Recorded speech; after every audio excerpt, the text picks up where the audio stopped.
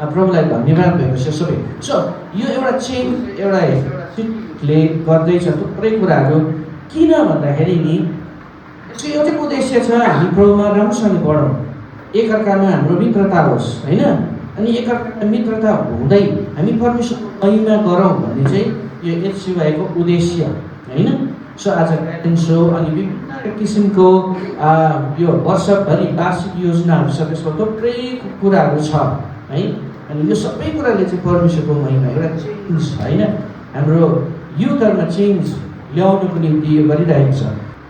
Change चाहिँ तपाईँ मेरो जीवनमा हामीले गर्ने छनौटले चेन्ज लिएर तपाईँ र मैले के छान्छौँ है, त्यो कुरोले चाहिँ तपाईँ र मेरो जीवनमा चेन्ज लिएर आउँछ। सो वचनले पनि भन्छ रोमी 12:2 यस संसारको ढाँचामा नचल तर आफ्नो मनमा नयाँ भई पूर्ण रूपले परिवर्तित हो र परमेश्वरको असल ग्रहण योग्य इच्छा के हो त्यो तिमीहरूले थाहा सक। तपाईँले आफ्नो स्थान चेन्ज गरेर चेन्ज हुने होइन, तपाईँले आफ्नो ड्रेसअप चेन्ज गरेर चेन्ज हुने होइन, त्यो चाहिँ बाहिरी चेन्जहरू मात्रै हो। तर तपाईँले चेन्ज गर्ने चाहिँ भित्र आफैलाई के गर्नु पर्यो, चेन्ज गर्नु पर्यो।